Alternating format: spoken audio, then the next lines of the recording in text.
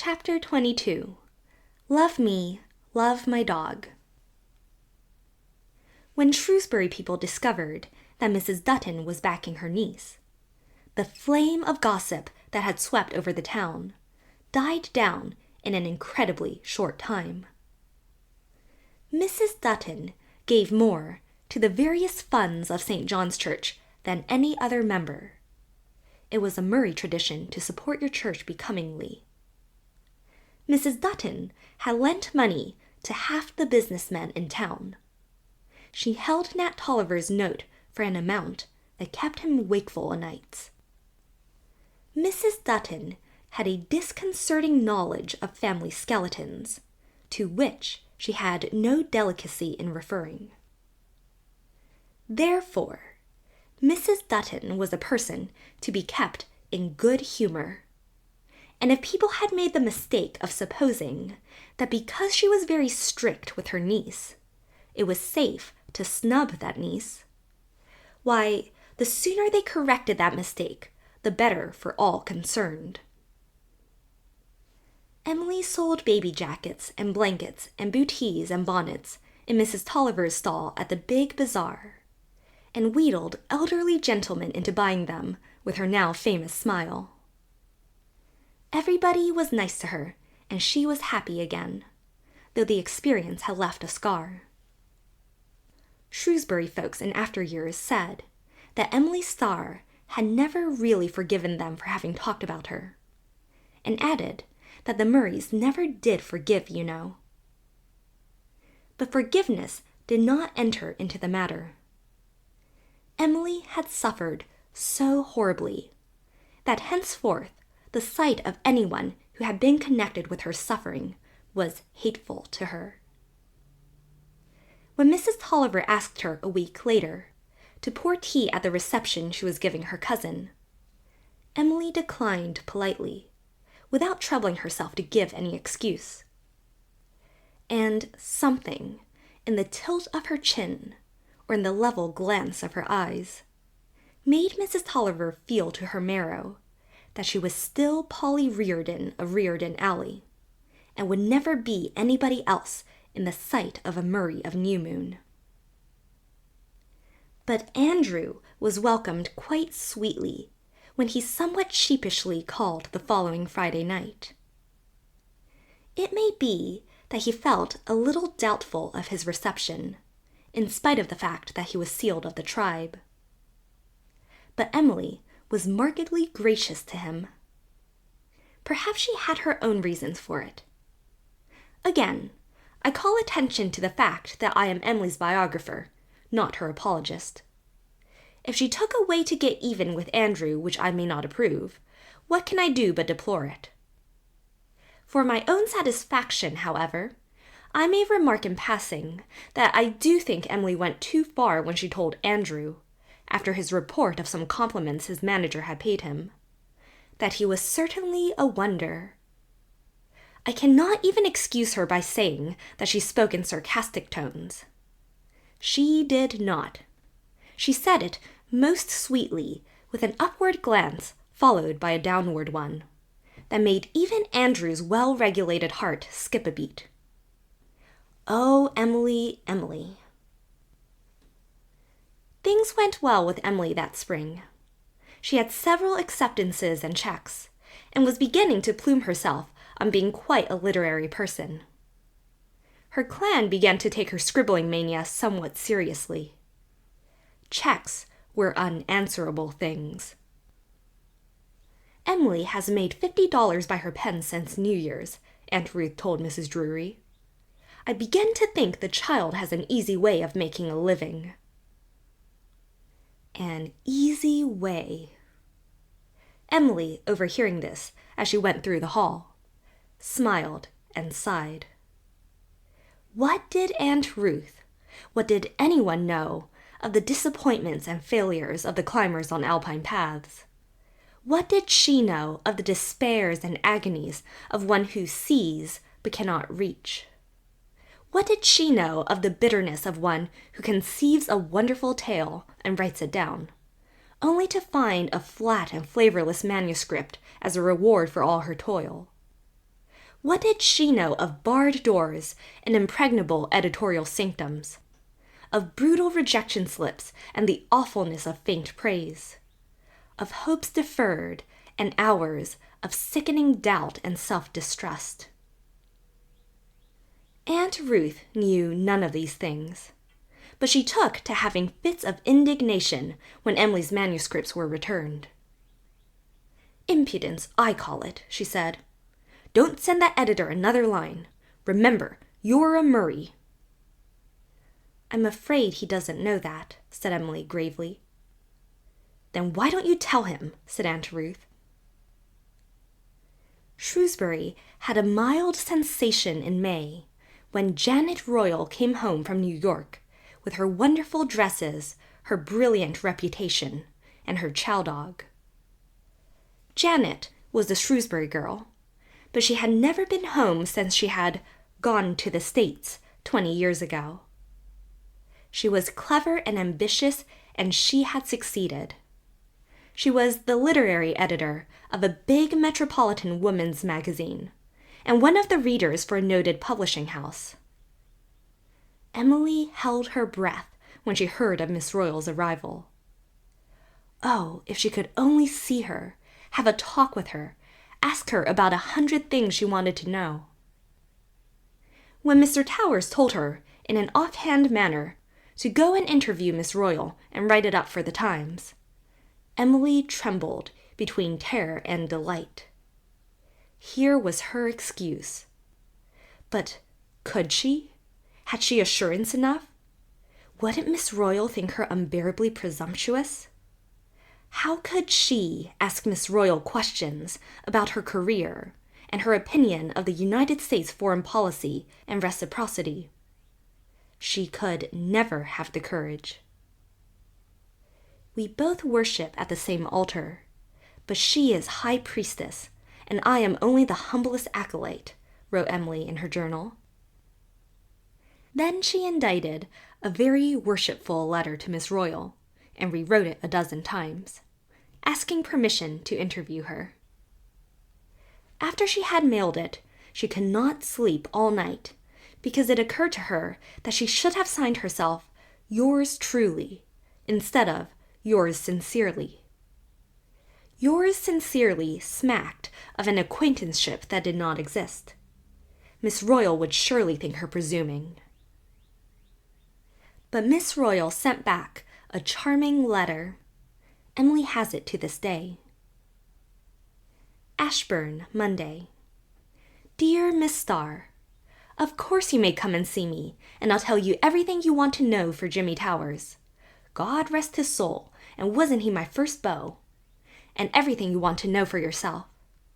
I think half my reason for coming back to PEI this spring was because I wanted to see the writer of The Woman Who Spanked the King.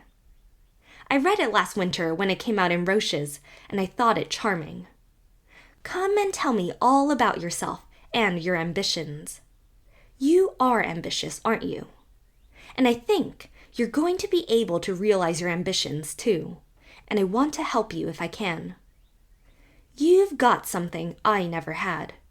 Real creative ability. But I've heaps of experience, and what I've learned from it is yours for the asking. I can help you to avoid some snares and pitfalls, and I'm not without a bit of pull in certain quarters. Come to Ashburn next Friday afternoon when school's out, and we'll have a heart-to-heart powwow. Yours fraternally, Janet Royal. Emily thrilled to the ends of her toes when she read this letter. Yours fraternally. Oh, heavenly. She knelt at her window and looked out with enraptured eyes into the slender firs of the land of uprightness and the dewy young clover fields beyond. Oh, was it possible that someday she would be a brilliant, successful woman like Miss Royal? That letter made it seem possible, made every wonderful dream seem possible. And on Friday, 4 more days, she was going to see and talk intimately with her high priestess. Mrs. Angela Royal, who had called to see Aunt Ruth that evening, didn't exactly seem to think Janet Royal a high priestess or a wonder.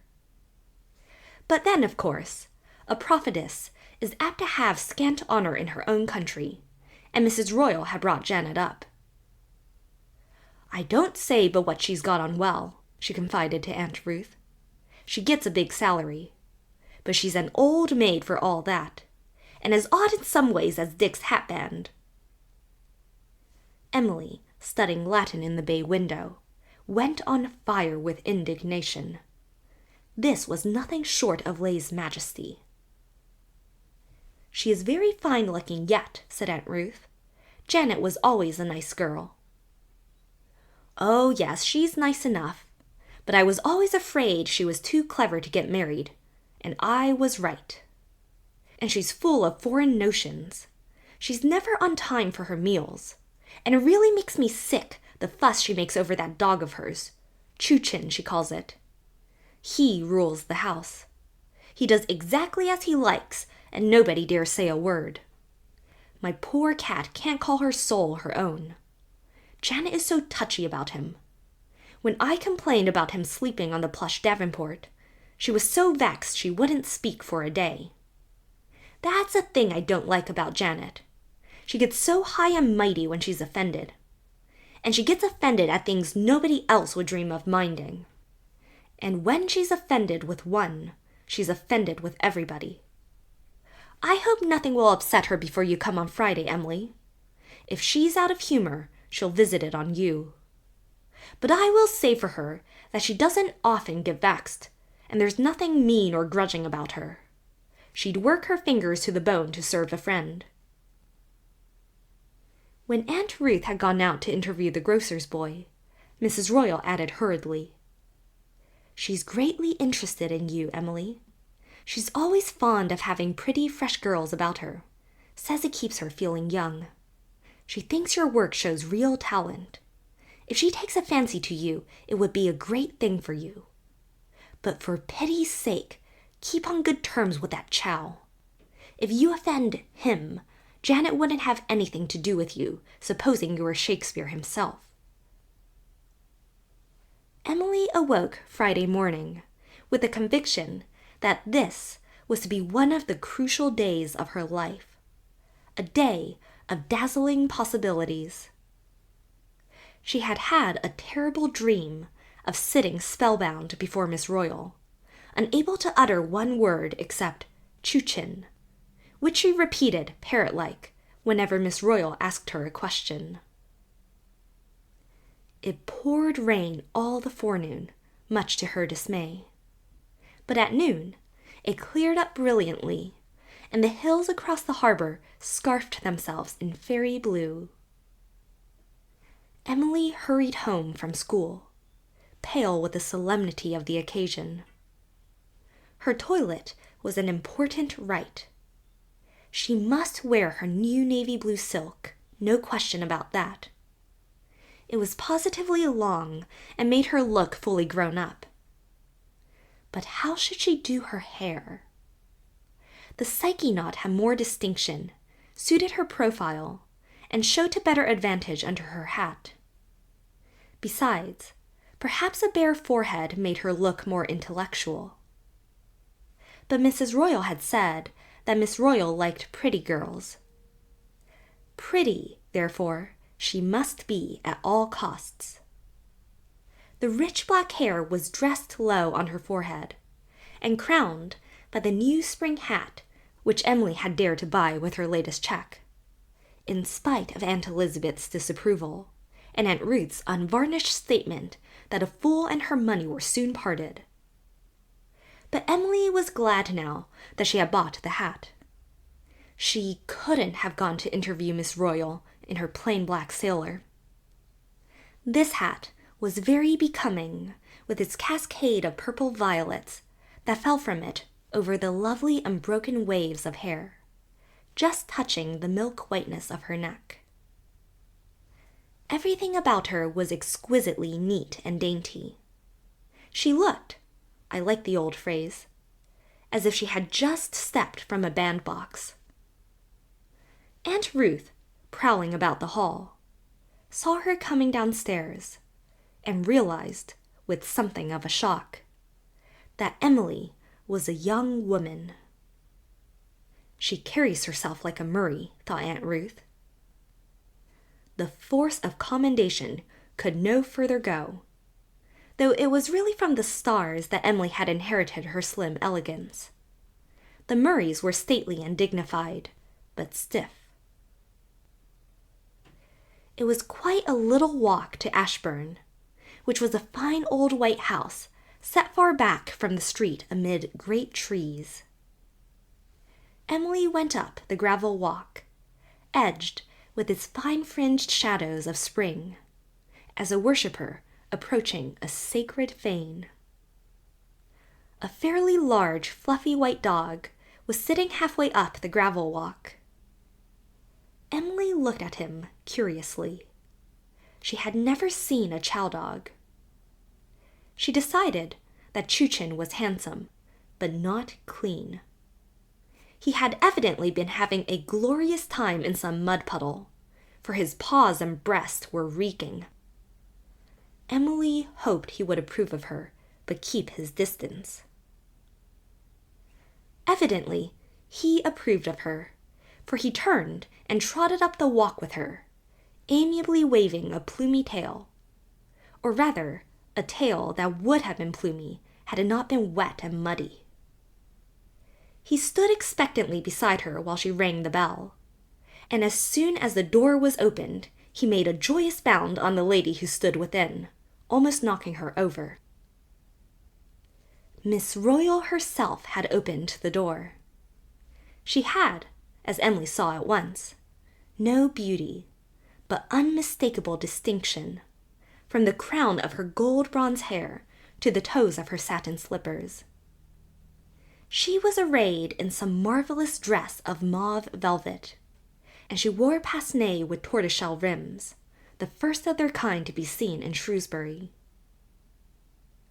Chuchin gave one rapturous slobbery wipe at her face with his tongue, then rushed on to Mrs. Royal's parlor. The beautiful mauve dress was spotted from collar to hem with muddy paw marks.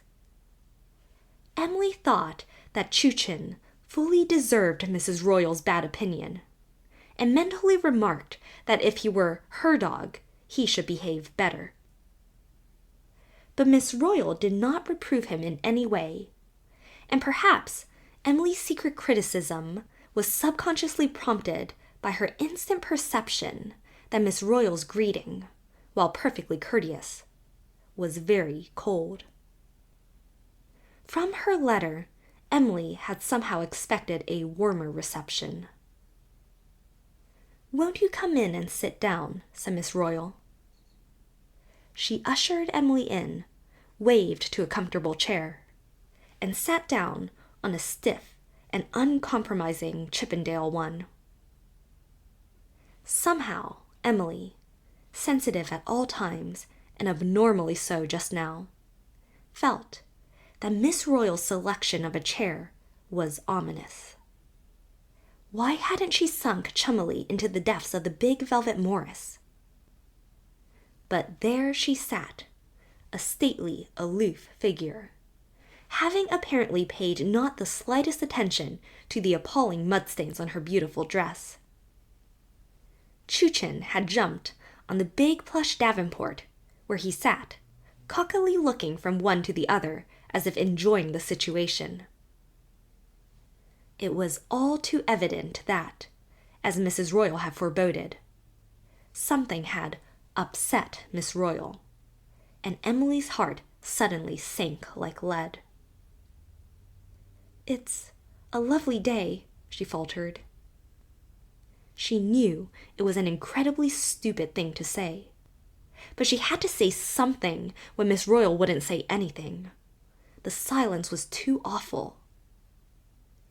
"Very lovely," agreed Miss Royal, not looking at Emily at all, but at Chuchin, who was thumping a beautiful silk and lace cushion of Mrs. Royal's with his wet tail.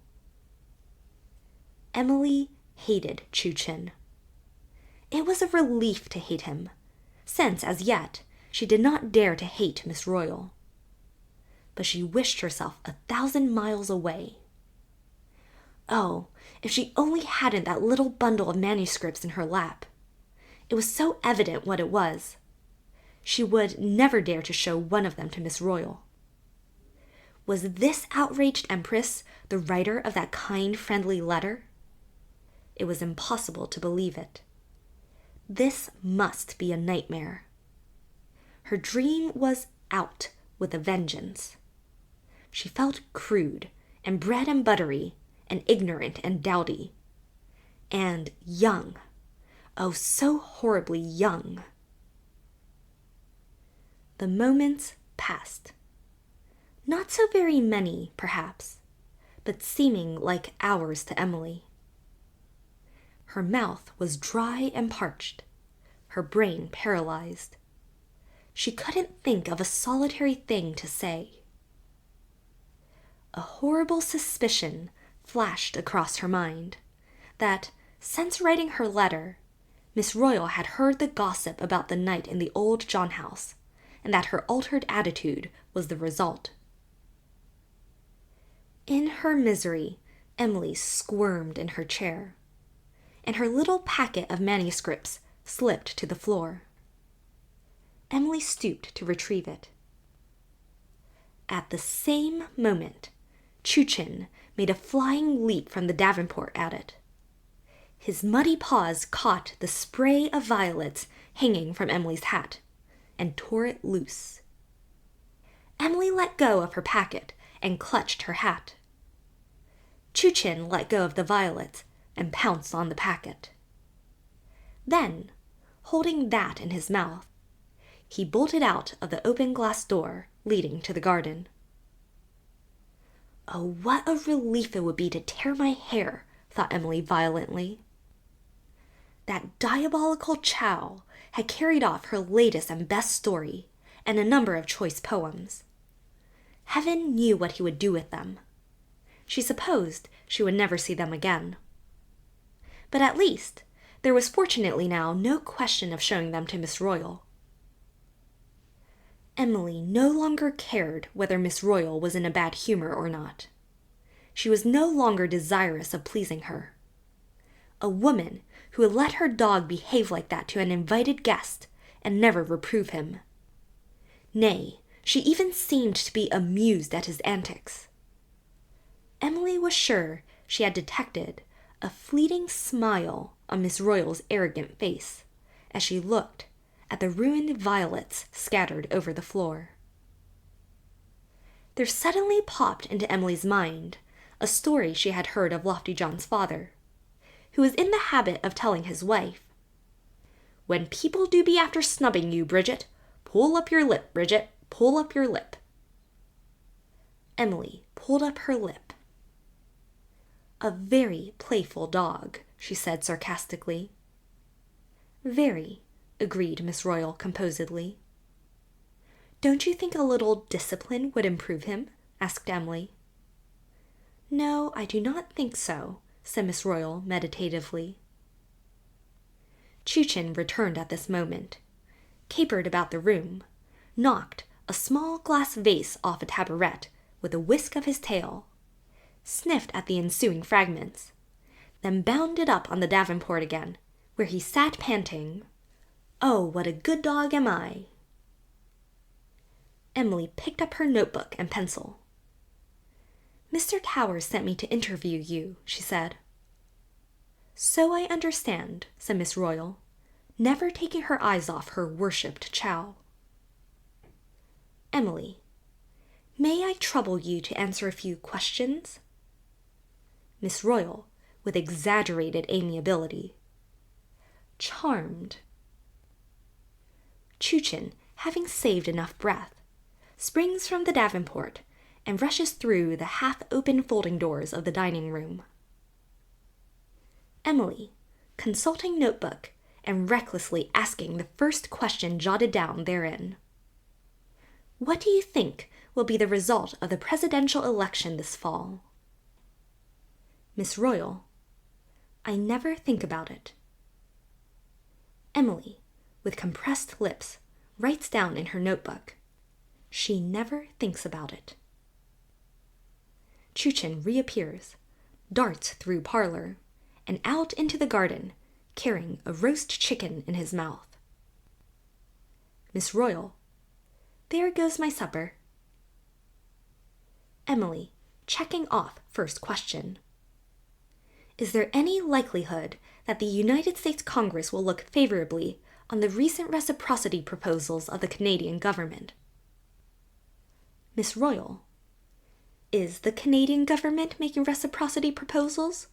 I never heard of them. Emily writes, she never heard of them. Miss Royal refits her pince-nez. Emily thinks, with a chin and a nose like that, you'll look very witch-like when you grow old. Says, is it your opinion that the historical novel has had its day? Miss Royal, languidly, I always leave my opinions at home when I take a holiday. Emily writes, she always leaves her opinions home when she takes a holiday, and wishes savagely she could write her own description of this interview, but knows Mr. Towers wouldn't print it. Then consoles herself by remembering that she has a Virgin Jimmy book at home, and takes a wicked delight in thinking of the account that will be written in it that night. Chuchin enters. Emily wonders if he could have eaten the chicken in that short time. Chuchin, evidently feeling the need of some dessert, helps himself to one of Mrs. Royal's crocheted tidies, crawls under the piano with it, and falls to chewing rapturously. Miss Royal, fervently, dear dog. Emily, suddenly inspired, what do you think of chow dogs? Miss Royal, the most adorable creatures in the world. Emily, to herself, so you've brought one opinion with you. To Miss Royal, I do not admire them. Miss Royal, with an icy smile, it is evident that your taste in dogs must be quite different from mine. Emily, to herself, I wish Ilsa were here to call you names for me. A large motherly gray cat passes across the doorstep outside. Chuchin bolts out from under the piano, shoots between the legs of a tall plant stand, and pursues the flying cat. The plant stand has gone over with a crash, and Mrs. Royal's beautiful Rex begonia lies in ruins on the floor, amid a heap of earth and broken pottery. Miss Royal, unsympathetically, poor Aunt Angela, her heart will be broken. Emily, but that doesn't matter, does it? Miss Royal, gently, oh no, not at all. Emily, consulting notebook, do you find many changes in Shrewsbury? Miss Royal, I find a good many changes in the people. The younger generation does not impress me favorably. Emily writes this down. Chuchin again reappears, evidently having chased the cat through a fresh mud puddle, and resumes his repast of the tidy under the piano. Emily shut her notebook and rose. Not for any number of Mr. Towers would she prolong this interview. She looked like a young angel, but she was thinking terrible things. And she hated Miss Royal. Oh, how she hated her. Thank you. That will be all, she said, with a haughtiness quite equal to Miss Royal's. I'm sorry to have taken so much of your time. Good afternoon. She bowed slightly and went out to the hall. Miss Royal followed her to the parlor door. Hadn't you better take your dog, Miss Starr? She asked sweetly. Emily paused in the act of shutting the outer door and looked at Miss Royal. Pardon me. I said, Hadn't you better take your dog? My dog? Yes.